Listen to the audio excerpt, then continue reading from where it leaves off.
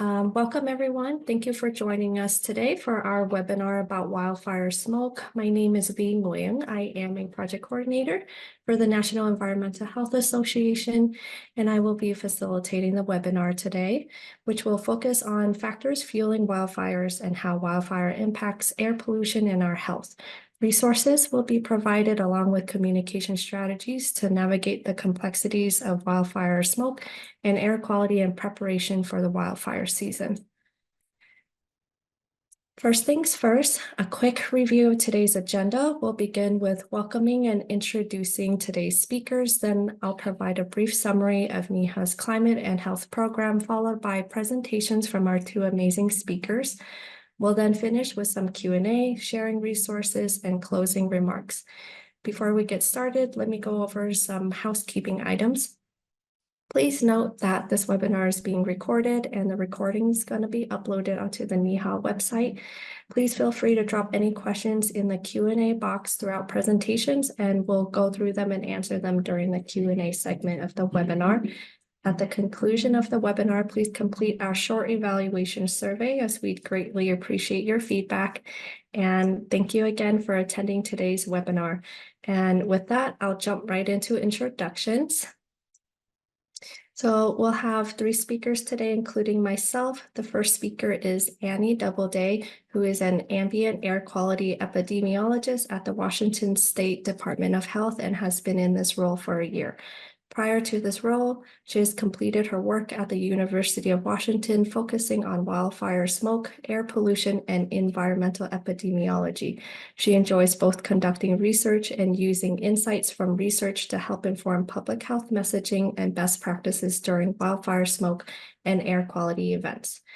Our second speaker is Dr. Carrie Kelly, who is a professional engineer and an associate professor of chemical engineering at the University of Utah.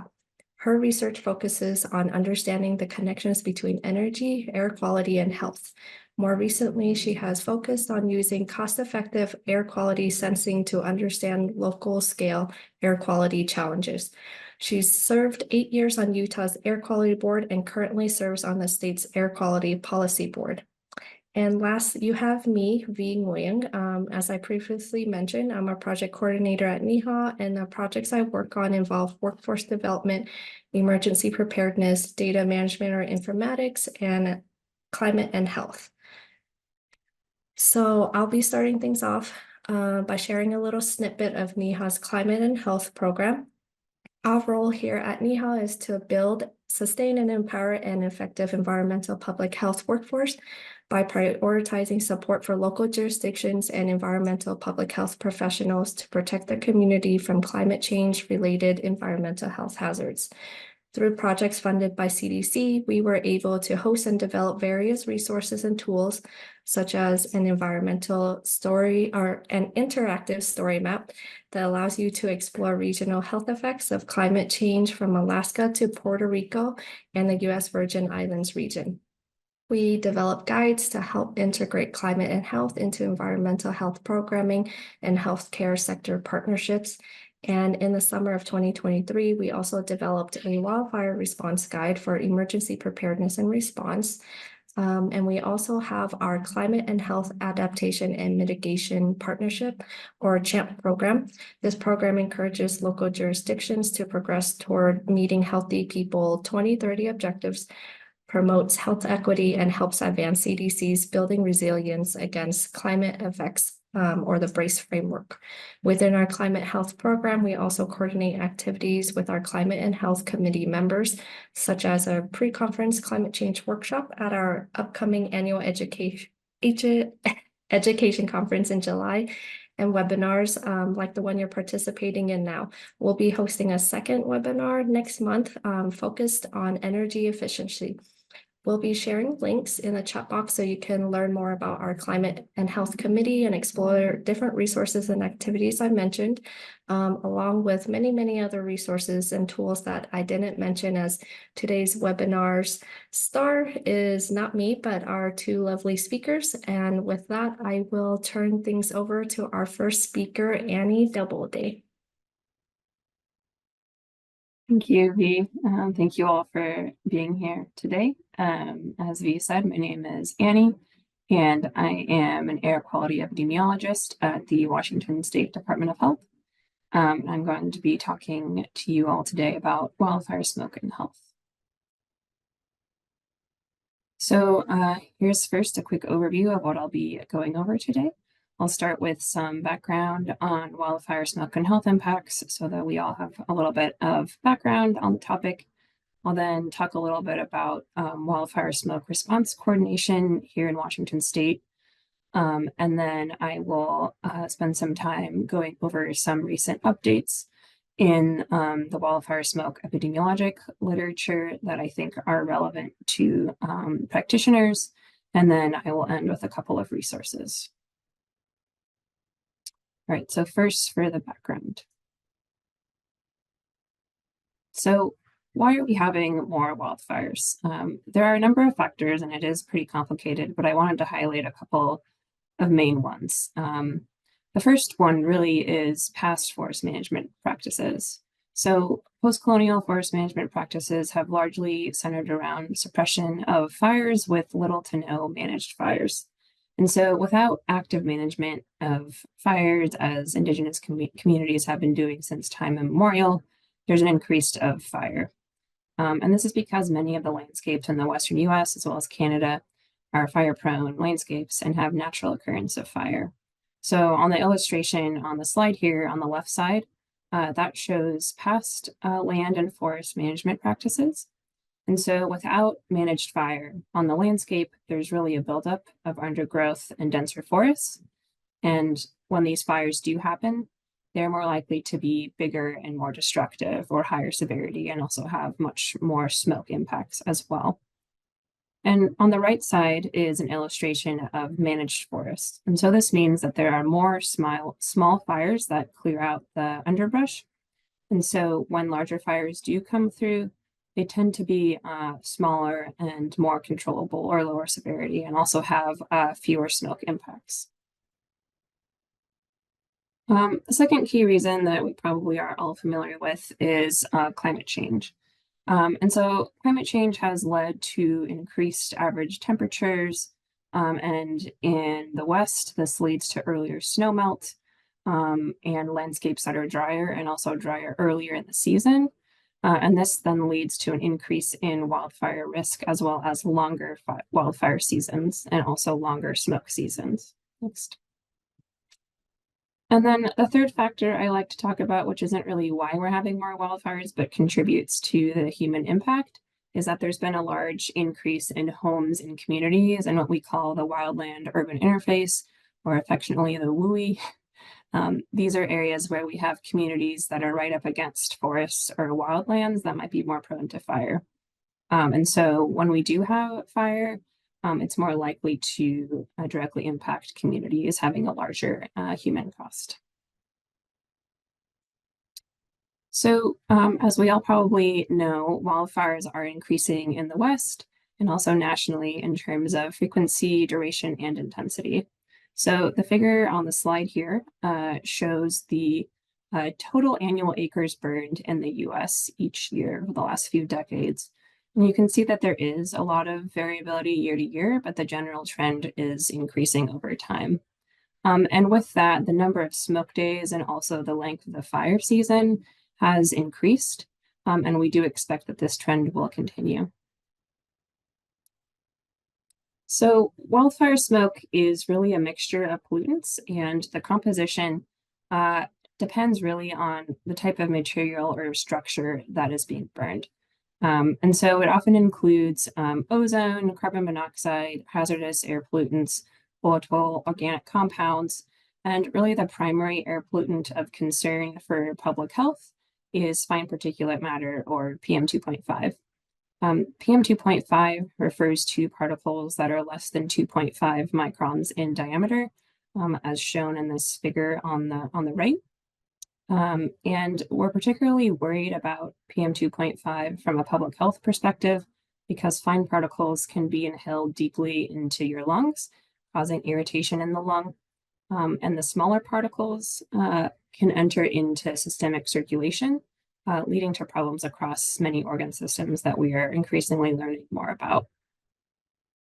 Next slide. And so the symptoms from wildfire smoke exposure, as probably many of us have experienced, can really range from minor, such as irritation of eyes or nose or throat, to headaches, or even wheezing or coughing. And they can also include exacerbations of existing conditions such as asthma or other lung or heart diseases. And it even leads to an increased risk of mortality. And so most of what we know about health impacts of wildfire smoke are from studies looking at short-term exposure to smoke, and we really don't know as much about impacts of long-term exposure. Next slide. And for wildfire smoke exposures, we generally expect that some of the public will be especially resilient and some of the public will be especially sensitive. Vulnerable populations experience health impacts at lower levels of exposure typically. However, we also know that as levels of smoke increase, more people will experience worse impacts. Slide. So people can be at increased risk of health impacts of wildfire smoke due to a number of factors. And this can include health status, life stage, lack of access to resources or to healthcare, or historical and current environmental injustices that most seriously harm people of color. And so as a result, people with heart or lung conditions, people younger than 18 or older than 65, pregnant people, outdoor workers, people of color, folks with lower income are some of those that are especially sensitive to smoke. And really, as we learn more about the health impacts of wildfire smoke, this list is growing and isn't complete. So next, I'm going to shift to talking a little bit about wildfire smoke response coordination here in Washington State. So at the Washington State Department of Health, we've been growing in many ways in terms of wildfire smoke response. And this doesn't look the same across all sort of climate or environmental hazards. So this means a lot more coordination, both internally and externally. And we at the Washington State Department of Health really do play a key role in coordinating that. And so one example is the Washington Comprehensive Emergency Management Plan, which does have quite a lengthy section on wildfire smoke episodes. And the slide here lists several topics that are covered in this section. Next slide. And one of the most helpful elements of this plan is that it provides the roles for a long list of agencies impacted by smoke, both or at the federal, state, and local levels. And so this slide just shows a few key roles as an example, and there are several other listed in the plan as well. And so for Washington DOH, our role in this space is really around developing guidance, providing technical support to other agencies, as well as to local health jurisdictions. Next slide. And at Washington DOH, we do have several roles in wildfire smoke preparedness and response, in addition to what was noted on the previous slide. This includes reviewing evidence and best practices to inform development of guidance, sharing resources across agencies and other partners, monitoring health outcomes, typically using syndromic surveillance data, emergency preparedness and response, and then across all of these roles, really coordinating and working with partners. Next slide. So one of our roles in this wildfire smoke response work is coordination of the Washington Wildfire Smoke Impacts Advisory Group. This group was formed in 2018 by request of a couple of local health jurisdictions in Washington. This group is composed now of about 35 members, and they range from state and local agencies in Washington, in addition to folks from the University of Washington and the EPA. And the goal of this group is to really develop and improve guidance and make messaging more consistent across agencies in terms of wildfire smoke response. And with the support of this group and other partners, we've developed several guidance documents, and I'll show two quick examples. Next slide. So this is the Washington Children and Youth Activities Guide for Air Quality, which provides guidance based on the air quality index category for different activity duration for children and youth. So it ranges from anything from recess to PE to sports games and practices to outdoor summer camp. And it provides a lot of additional explanation and appendices to assist in decision making around these. Next slide. And then the second example is guidance for canceling outdoor events and activities and closing schools. Shown here, this is really meant more for health officers and LHJs to help, or local jurisdictions to help guide decisions around closures, and includes a lot more information than we would have for public guidance. And this includes action levels for outdoor events and school closures. And one thing of note is that the school closure action level is actually based on an indoor fine particulate matter concentration. And we have documentation in here to help folks take those measurements. Next slide. All right, now I'm going to shift to talking about some of the recent wildfire smoke epidemiologic evidence to inform practice. Next slide. Next. All right, so I wanted to start with a little bit of evidence from Washington State on wildfire smoke and health impacts, but the results from these studies are really kind of echo what we see in other parts of the country and the world as well in terms of smoke impacts. So first, we see evidence of an increase in non-traumatic and respiratory mortality on smoke days versus non-smoke days. Next. We also see evidence of an increase in asthma-related hospital admissions, and other studies often find an increase in all respiratory admissions or even other outcomes as well. Next. And we also see an increase in respiratory and asthma emergency department visits, as well as a lagged increase in ED visits for myocardial infarction, which is heart attack. And the figures on the right are from this last paper, and they show the increase in risk of respiratory asthma and myocardial infarction related visits due to smoke exposure. And so the vertical axis indicates risk. So for an odds ratio over 1 indicates an increased risk of these types of outcomes due to smoke exposure. And so we see an increase in risk for all these outcomes. And for myocardial infarction on the upper right, we see a lagged effect, meaning that we see an increase in those visits a few days after that initial wildfire smoke exposure. And so this indicates that we need to prepare for and expect impacts on respiratory and cardiovascular outcomes, and that we often see a several-day lag in some of these outcomes. And this impacts our messaging, both in terms of increased messaging in advance of the smoke season, as well as during and right after these events. Next. And so the takeaway from this is there's a need for public health messaging and coordination before, during, and after smoke events. The next thing I wanted to highlight is recent research on co-exposure to wildfire smoke and heat. And so what we're learning is that co-exposure to heat and smoke may be synergistic. In other words, exposure to both heat and smoke is likely worse than the sum of them individually. And so this paper by Chen et al. From earlier this year looks at daily cardiorespiratory hospitalizations in California for the years of 2006 to 2019.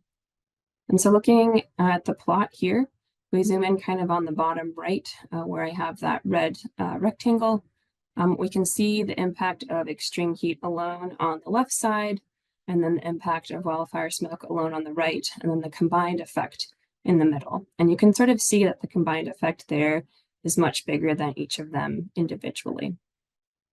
Next slide. And so the takeaway from this, though impacts of co-exposures are still being explored, is that we need better messaging and coordination as well as interventions when we have both smoke and heat events. and kind of more generally when we have co-exposures to other climate hazards or things like COVID or other viruses. Next slide. So the next research I wanted to highlight is on evidence around PM 2.5 dose response. So this figure is from a paper by Henderson Nguyen from earlier this year. This is actually from a study in British Columbia, and so you'll note that the shading on that plot corresponds to Canada's version of the air quality index, which is a bit different than the US EPA's one. But the takeaway here is that we see the majority of the health burden from PM 2.5 actually at relatively lower concentrations than what we typically message on.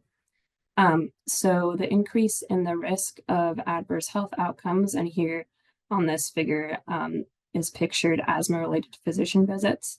So the increase in those visits shown on the y-axis per unit increase in PM 2.5 concentration shown on the x-axis is actually higher at the lower levels of PM. And so this means we should probably be paying more attention and have more messaging and interventions at these lower levels of exposure. Next slide. And so again, the takeaway from this work is that we need more health protective messaging at lower levels of the air quality index.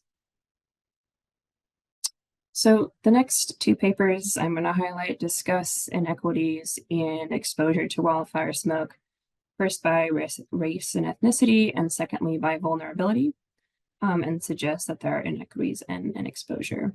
And so this figure is from a paper by Casey et al. From earlier this year. This shows exposure risk over time relative to that population in California for the years of 2006 to 2020. So on the vertical axis, it shows the exposure risk ratio, and the dotted line is a risk ratio of 1. So a risk ratio above 1 would indicate that that group is disproportionately exposed to wildfire smoke relative to their population in the state of California. And so for most of these groups, their exposure risk ratio is around 1, or the confidence interval contains 1, but we do see of note that the non-Hispanic American Indian and Alaska Native population in California had disproportionately high exposure to wildfire PM 2.5 relative to their statewide population during this time period. Next slide. And then secondly, this plot is from a paper by Rad et al. From 2023 and looks at actually exposure to fire by social vulnerability over the years of 2000 to 2021. And so here they use CDC's social vulnerability index, where a score of 0 indicates low social vulnerability and a score of 1 is high social vulnerability. And these plots show the distribution of the social vulnerability index across each state's population, shown there in the gray distribution. And then also on top of that, across the fire exposed population specifically, shown in that pink or red color for California, Oregon, and then Washington. So a fire exposed distribution in pink that is skewed to the right, as we see here, particularly in Oregon and Washington, compared to the general population distribution shown in gray, indicates that highly vulnerable populations as measured by the SVI are disproportionately exposed to fire and thus probably to smoke as well. And so we see that this is the case in Oregon and Washington. Next slide. So the takeaway from this is that we are not equally impacted by wildfire smoke and by fire, and that messaging and interventions should be designed with and tailored to those who are disproportionately impacted. Next slide. All right, next. Finally, we are seeing more and more impacts reported for additional populations and organ systems, including impacts on pregnant people and birth outcomes, as well as impacts on neurologic endpoints. And so for pregnancy-related outcomes, the evidence here is somewhat mixed, though more and more suggesting that wildfire smoke exposure during pregnancy increases the risk of birth height reduction, low birth weight, as well as preterm birth. Next. And so for neurologic outcomes, this is a relatively small evidence base, but it is growing. Evidence here is suggesting that PM 2.5 from wildfire smoke is associated with an increase in the rate of dementia among older adults.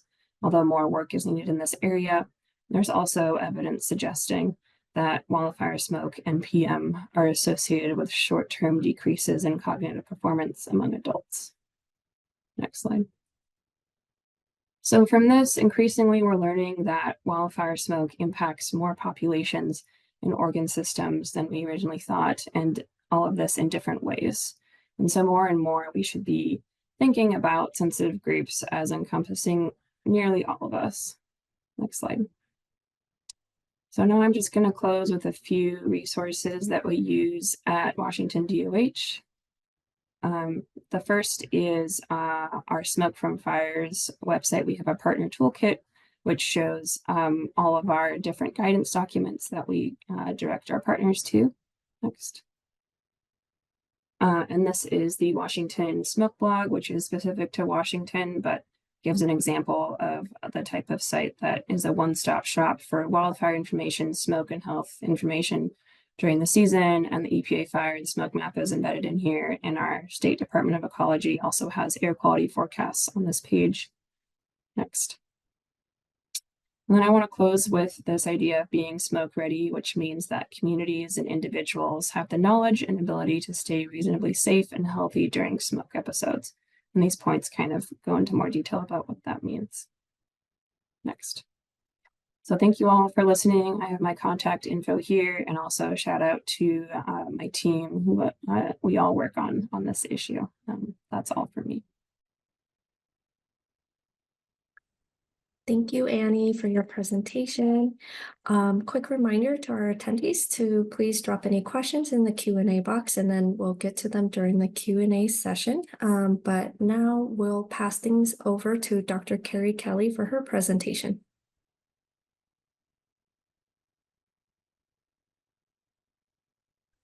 Hi, thank you very much for inviting me today. So I'm going to talk a little bit on how outdoor air quality can affect indoor air quality, and with an emphasis on wildfire smoke.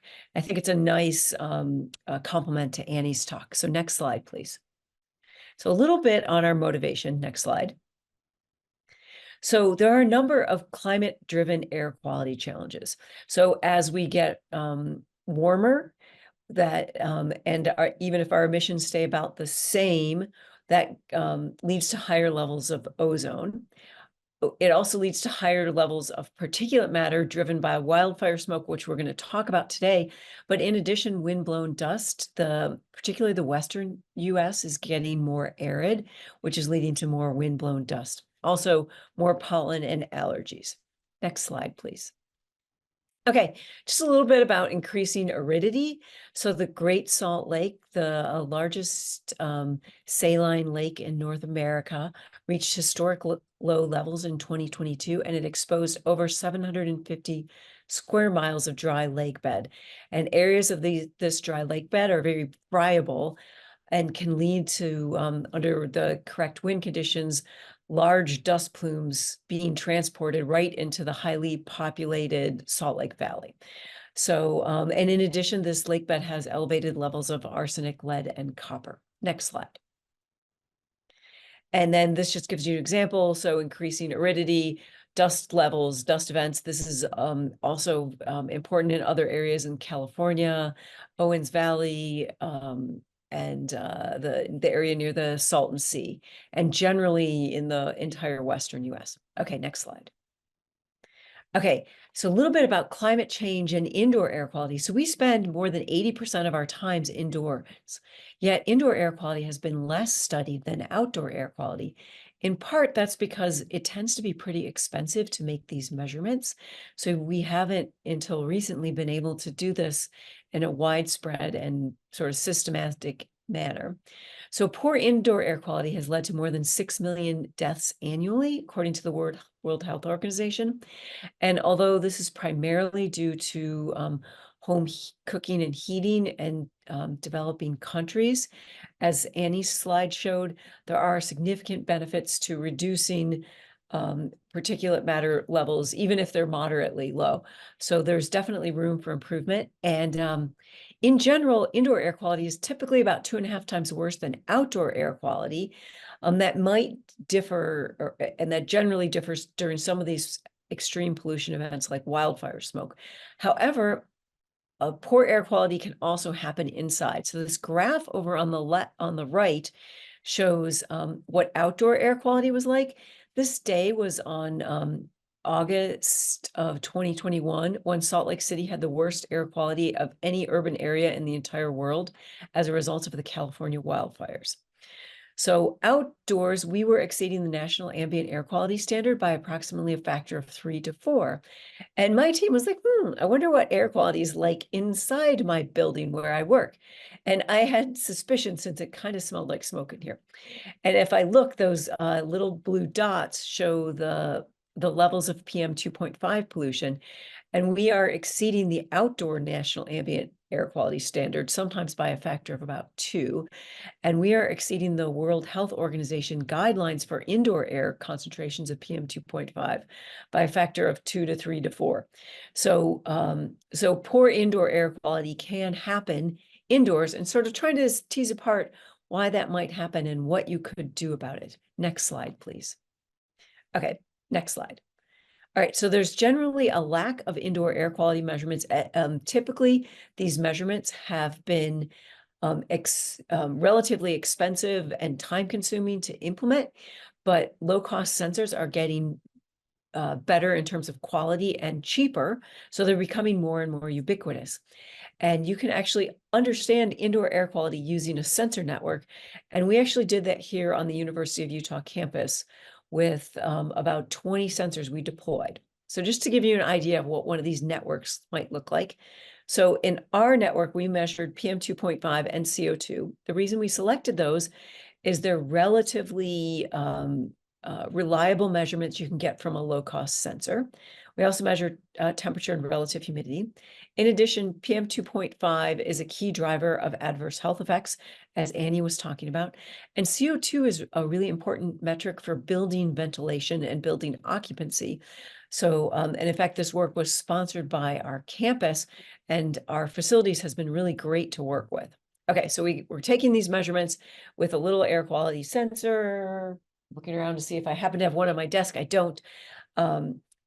Those data use wireless. They push to a cloud database, and our facilities people, our U of U researchers, can look at that real-time data. So every 2 minutes, it's pushing more data.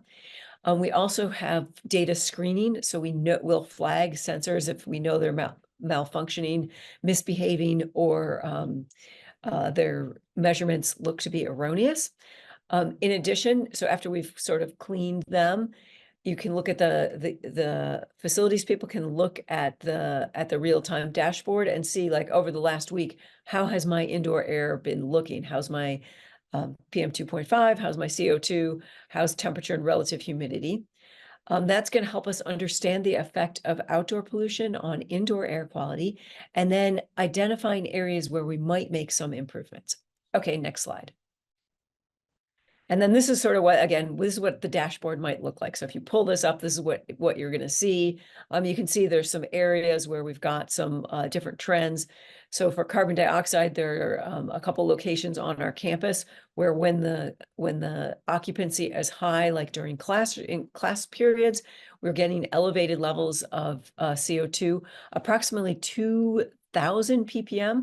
It turns out that that's not great for academic performance. I mean, it's not actually dangerous to the occupants, but again, we're working with facilities to see if we can make some improvements here. And for particulate matter, you can see we had 2 sensors outside, and those were reading relatively high levels of PM. We had some elevated levels of indoor, but not, but significantly better than outdoor. Okay, next slide. Okay, so we're leveraging low-cost sensors, but they do come with benefits as well as challenges. So they're small, they're portable, they're cost-effective, they can give you real-time or near real-time measurements. You can integrate them into an entire network, so you could look at your entire facility, or you could look at your entire community.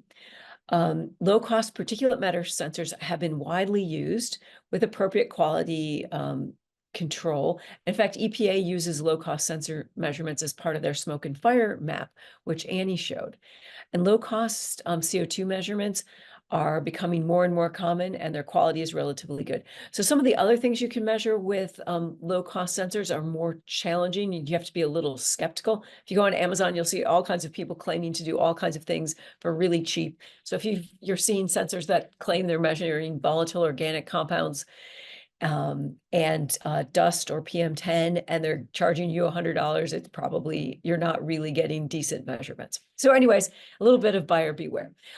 Even if you've got sensors that that can measure target pollution reasonably well, like PM2.5 and CO2, there are data quality challenges like drift, sensor noise, and sensor to sensor variability. So you have to keep this in mind.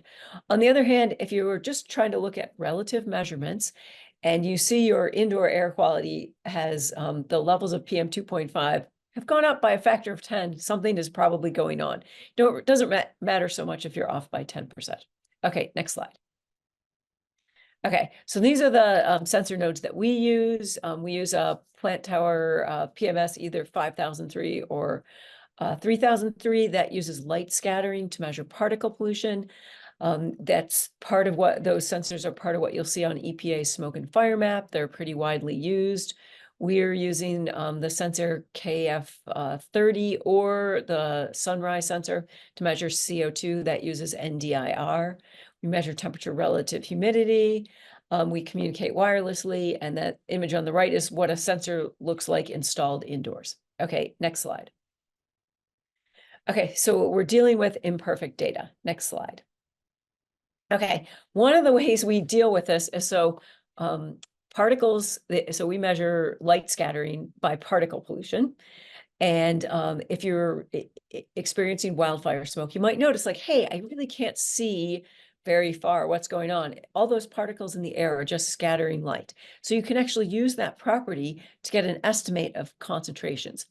However, in different places and in different types of pollution events, particles scatter light differently. So example, like, for example, like a dust particle, it tends to be sort of light, it tends to, light in color, it tends to be larger, and it tends to be sort of have sharp edges. Whereas a wildfire smoke particle tends to be more round, it tends to be very dark, it's quite small. It tends to be about 500 nanometers to 1 micron. It tends to scatter very efficiently. So this slide gives you an example of what outdoor correction factors might look like. So you have to convert that light scattering or the sensor's estimate of particle pollution into something that's a little bit more like the regulatory monitors. And EPA does that on its smoke and fire map. So, and that's great. One of the challenges is when you're indoors, it's a little hard to know what your source is. So you have to select your correction factor with some caution. Next slide. Okay, a little bit of our work. Next slide. Okay, so I mentioned we had about 20 sensors on the University of Utah campus. We had 2 outdoor locations where we had a total of 4 sensors, and then we had 17 indoor locations, 11 classrooms, 4 lobbies, and 2 laboratories. During the study so far, we've had 4 inversion events. If you don't live in the Intermountain West, you might not know what these are. But during the wintertime, you'll get cold air that settles into these mountain valleys, and warm air slides over the top of it. It acts like a lid, and it traps pollution. And then, and so pollution can build up for days and days, and will often have the worst air quality in the United States during some of these inversion events. Okay, we had 14 dust events, and we had 2 wildfire smoke events.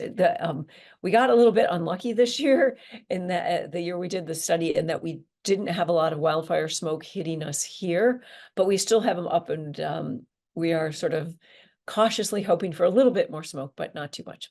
Okay, so, and we also had different types of HVAC systems, trying to understand the effect of pollution events and HVAC systems.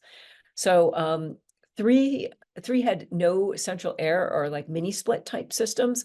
One system, we've still been unable to determine what the HVAC system is like. That's the challenge of working for a large organization sometimes. 3 had dedicated outdoor air. So that means it has this, brings in the same level of outdoor air all the time. And VAV, or variable air volume. So those have economizers and change the volume of outdoor air. Next slide, please. Okay, so you're trying to understand how outdoor air is affecting indoor air. So there's, if you look at this diagram, there's different ways that outdoor air pollution can get indoors. So they can, through little cracks and windows and doors, they can kind of infiltrate. They can also come in through your HVAC system, because you need to bring in fresh air in order for building comfort, because you want to keep CO2 levels at a reasonable level. If you've ever been in a webinar and you're really bored, it might not be that the person's really boring. It might just be that the CO2 levels are too high where you are, which make you very sleepy. Okay, so you've got pollution coming in from outside. You also have indoor sources of pollution. And there are ways that you can look at this. You can look at correlations between indoor and outdoor. You can look at ratios. You can look at times when you don't have much, you wouldn't have much indoor generation of indoor air pollutants, like overnight. And then you can get an idea of what the contribution is from outdoor air sources. Okay, next slide. Okay, so in general, I guess I do want to say, on our campus, indoor air quality was generally very good, but we did find some areas for improvement. So next slide. Okay, so we found that particle infiltration varies by event type. So the lightest color is inversions.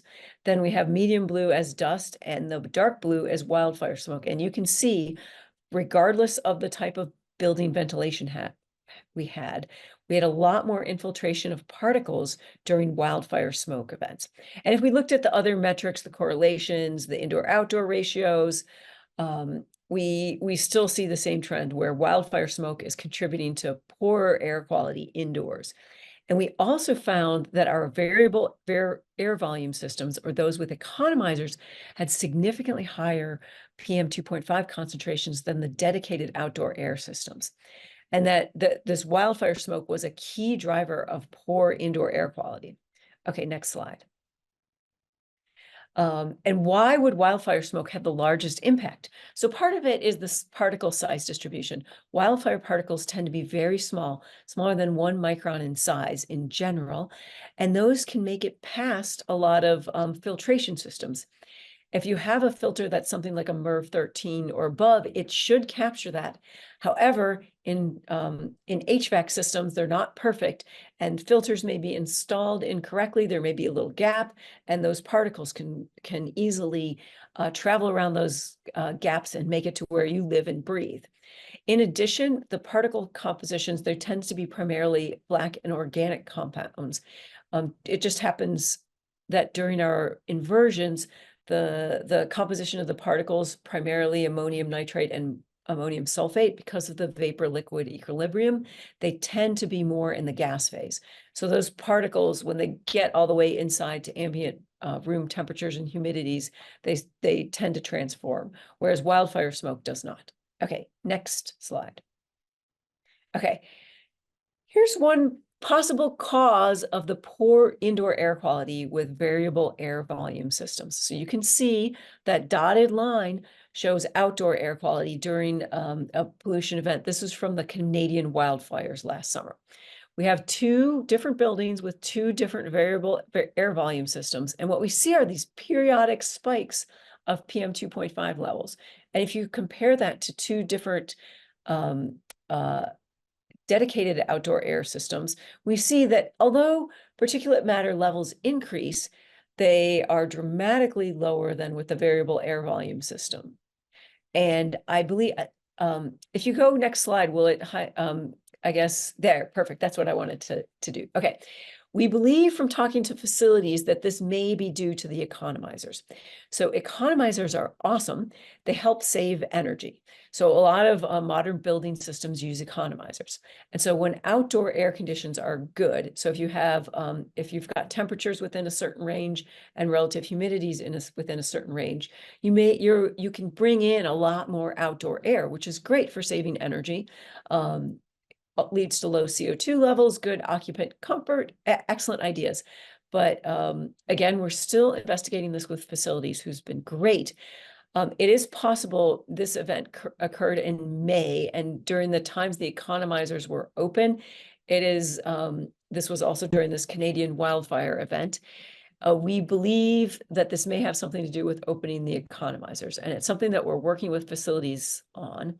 And if you look at ASHRAE, and I'll have a link to them at the end of this presentation, they also talk about buildings with economizers and strategies to make sure that you're not bringing in a lot of wildfire smoke when you're trying to economize. Okay, next slide. So what can you do? Next slide. All right, so you can reduce exposure to smoke and other pollutants pretty cost effectively. So you can move indoors where air quality is generally better. You want to avoid outdoor exertion during poor air quality episodes, and Annie's talk gave some good examples of guidelines for that. Air filtration. So you can, these are actually pretty cheap and pretty effective at improving indoor air quality. So you can buy them. You can go anywhere and buy some of these filters. They cost between $200 and $500. Mostly you get something that looks nice. You can also build your own, and I'll include some links to some places where you can build your own. And if you have kids, you can even make them look like a robot, which would be super fun. But just a couple cautions: if you're going to purchase one, you want an air filtration system. You do not want ones that are like air sterilizers. Avoid ionizers or positive, what do they call them? I think positive ion, negative ion generators. Anyways, those things can actually generate ozone in your environment. They can also take dust particles and break them up into much smaller particles that are easier to inhale. So you just want to stick with filtration, and that's good because it's actually cheaper. And then you can also work with HVAC management to see if it's possible to have indoor air quality measured and to make sure that the filtration is as good as the HVAC system can handle. Okay, next slide. Okay, conclusions. So in our study, wildfire smoke had the largest impact on indoor air quality, and our systems with economizers had higher PM infiltration during pollution events. And there are some opportunities for improving indoor air quality. And I should mention our campus has MERV 13 filters. So we believe some of what we were seeing had to do with bypassing. Okay, next slide. Okay, that's a little bit about our projects. I'm working on indoor air and my contact information. And then I believe I have some resources, or maybe those are going in the chat. Can't remember. They've gone in the chat, Dr. Kelly. Thank you. Okay, great. Thanks, Taryn. Okay, and I think the last slide for Dr. Carrie Kelly is just the thanks. Thank you. Okay, thank you, Dr. Carrie Kelly, for your presentation. We'll jump right into the Q&A session. So let me just check the chat box real quick. And if you guys want to, for the audience, to add in any questions you have right now, feel free to use that Q&A box to submit your questions for the speakers, and we'll address them each in the order that they're received. So I'll go through and I'll kind of read off the questions, but let me check real quick. There's a couple for Dr. Carrie Kelly. For the first one, yeah, I'll just read it to you and then you can give an answer.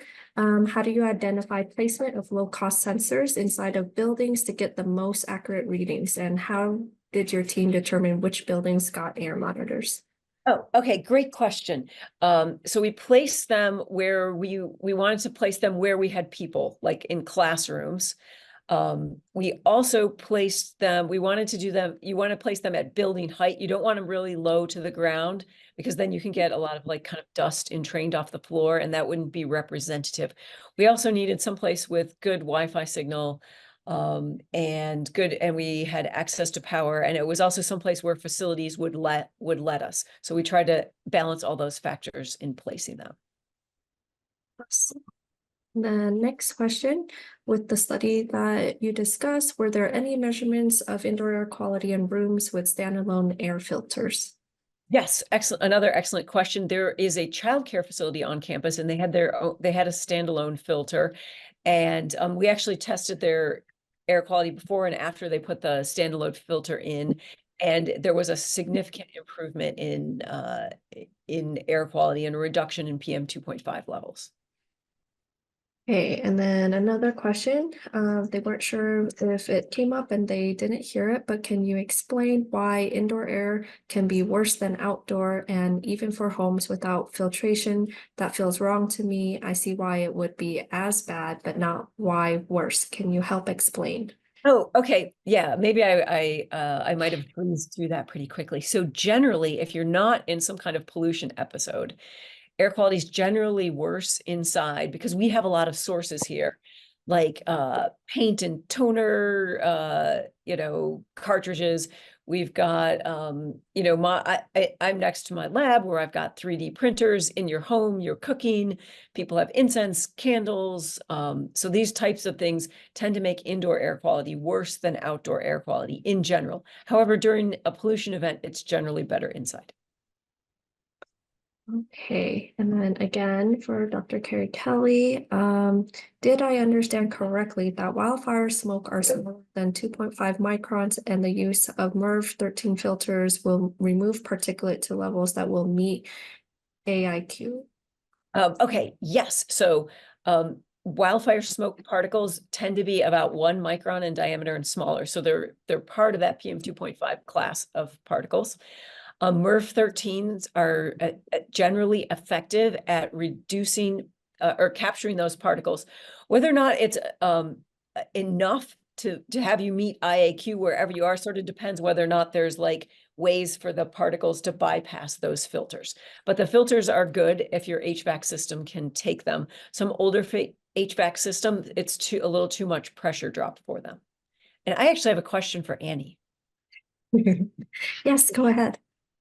Okay, so it's great that you're measuring air quality in school. So I was wondering how you're doing that, and how how that project is gone and how easy it is to do, because we have struggled a little bit to put air quality sensors in schools. There's been a lot of people figure they don't want to know if there's a problem. Yeah, great question. My colleagues are doing more of that work, but for our guidance, if people have sensors, we tell them to look at those to make decisions around school closures. And if they don't have like a purple air or like a handheld monitor they can walk around with, then we just advise folks to assume that the indoor air quality is as bad as it is outside. But yes, we do have some ongoing projects with schools and long-term care facilities where we try to measure indoor air quality. But that is ongoing and can be hard to kind of make those contacts and put sensors in schools. Although increasingly there are a lot of schools that are interested in this, since it, the issue is obviously happening more. So Thanks. Mm-hmm. Okay, for Annie, what do you see as important areas for future research? Yeah, I think a lot of what I touched on, I think are areas where we could use more, sort of, in this changing climate that we all live in, understanding impacts of multiple hazards at the same time, I think is going to be helpful in informing how we better respond and coordinate. So that I think is a key area of future research. Okay, and then what do you think is the #1 thing state and local public health agencies should do to prepare in advance of wildfire smoke season? Yeah, I think this depends on the agency and where you are at in terms of preparedness, but I think one of the biggest things is to try to coordinate across state and local agencies. And so you have those kind of partnerships in place and are communicating so that you can better respond and sort of try to make those roles clear in advance of wildfire smoke season if your area tends to get smoke. So that's what I recommend.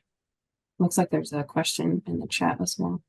Yes, a question in the chat for Dr. Carrie Kelly. Have you evaluated the impact of indoor plants on indoor air quality?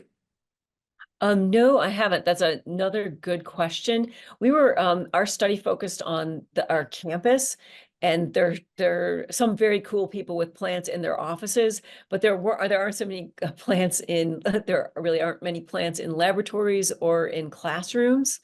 So we didn't have a chance to look at that. It could conceivably help with CO2 levels. Okay, and another question, are you aware of any monitoring or data on PM1 specifically?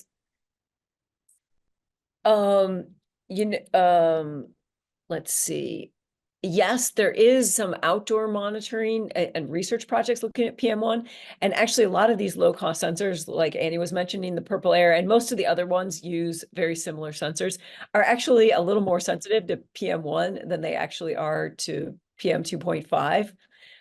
So anything that's between 1 and 2.5, it's not as effective as. So it's actually a pretty good surrogate for PM1. Okay, any additional questions? I'll wait for just a few seconds if there's any additional ones, and if not, we can move on to kind of closing things out for today.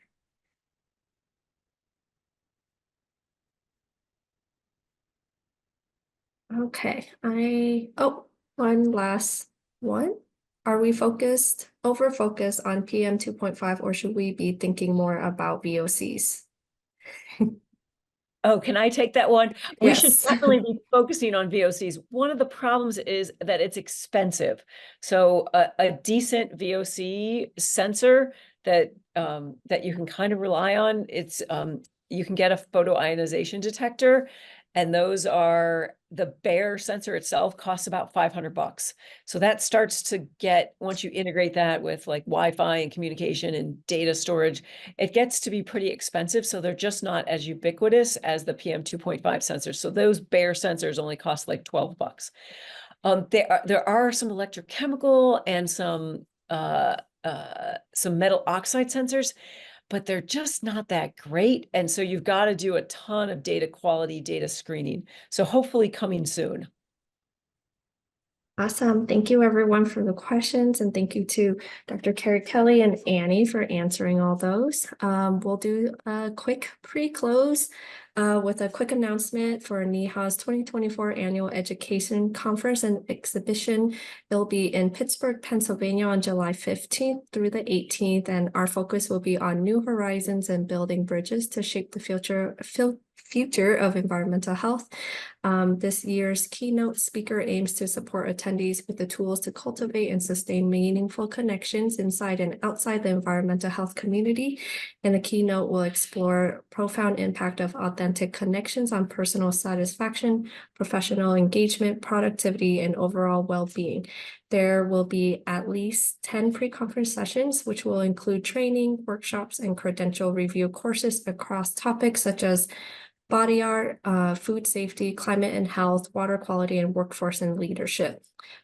These are available in person only. And then for the educational sessions, there will be over 250 of them, and they'll be open to in-person and virtual attendees. And we'll drop a link in the chat for you to get additional information on all of that.